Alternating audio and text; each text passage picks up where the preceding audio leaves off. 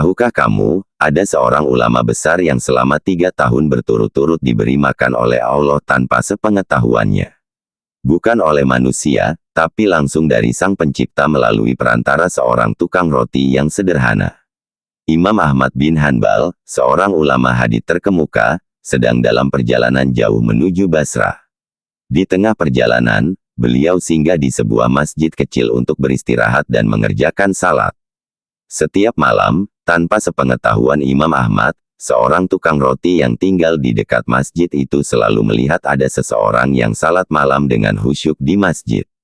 Tukang roti itu tidak pernah melihat wajahnya, hanya melihat sosok yang begitu tekun beribadah.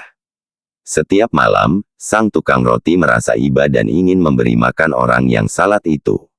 Ia pun menyisihkan sebagian roti dagangannya, meletakkannya di depan masjid, lalu pergi tanpa memberitahu siapapun. Setiap subuh, Imam Ahmad menemukan roti hangat di depan masjid.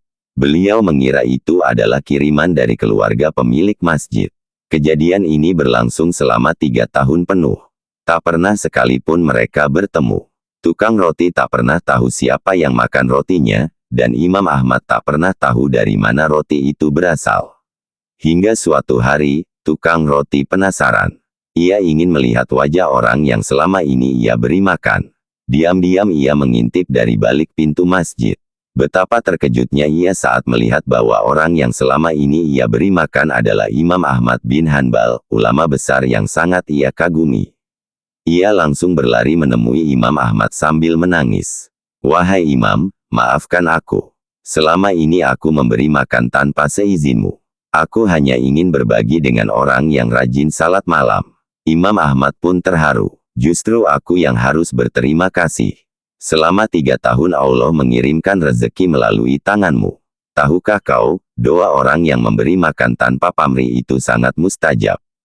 Kisah ini mengajarkan kita 2 hal. Pertama, jangan pernah meremehkan amal kecil. Tukang roti itu hanya memberi roti setiap malam, tapi Allah menjadikannya perantara rezeki bagi seorang ulama besar. Kedua, Allah bisa mendatangkan rezeki dari arah yang tidak kita duga. Imam Ahmad tidak pernah meminta, tapi Allah mengirimkan makanan setiap hari selama 3 tahun. Jadilah seperti tukang roti yang memberi tanpa pamrih. Dan jadilah seperti Imam Ahmad yang tetap bersyukur meski tak tahu dari mana makanan datang.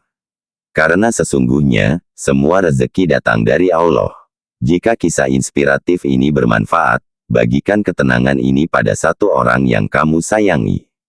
Dan jangan lupa, like, komentar dan subscribe untuk temani hari-hari kita dengan kalimat-kalimat penyemangat.